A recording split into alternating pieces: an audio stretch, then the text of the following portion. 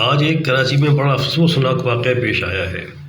کراچی میں طویل عرصے بعد چلنے والے ایک شاندار بس پروجیکٹ گرین بس پر نامعلوم افراد نے پتھراؤ کر دیا۔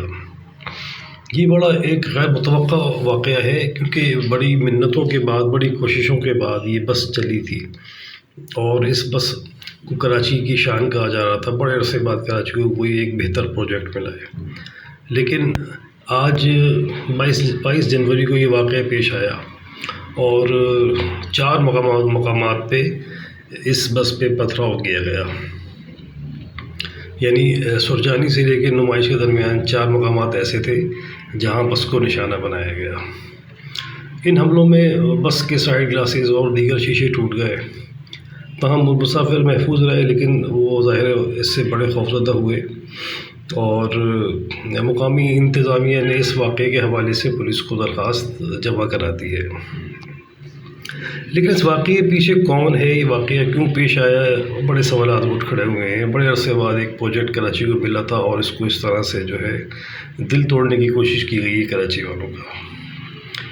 کچھ لوگ کہتے ہیں کہ اس کے پیچھے ایک سیاسی معاملے کا رد عمل ہو سکتا ہے۔ ٹنڈوالہ عیار میں ایک سیاسی رہنما کی ہلاکت ہوئی ہے تو شاید اس کا رد عمل یہ ہو، اور کچھ لوگ کہتے ہیں کہ یہ جو سے کراچی میں آج کل ایک احتجاج چل رہا ہے سندھ حکومت کے بلدیاتی قانون کے خلاف، تو ہو سکتا ہے کہ اس کا یہ رد عمل ہو۔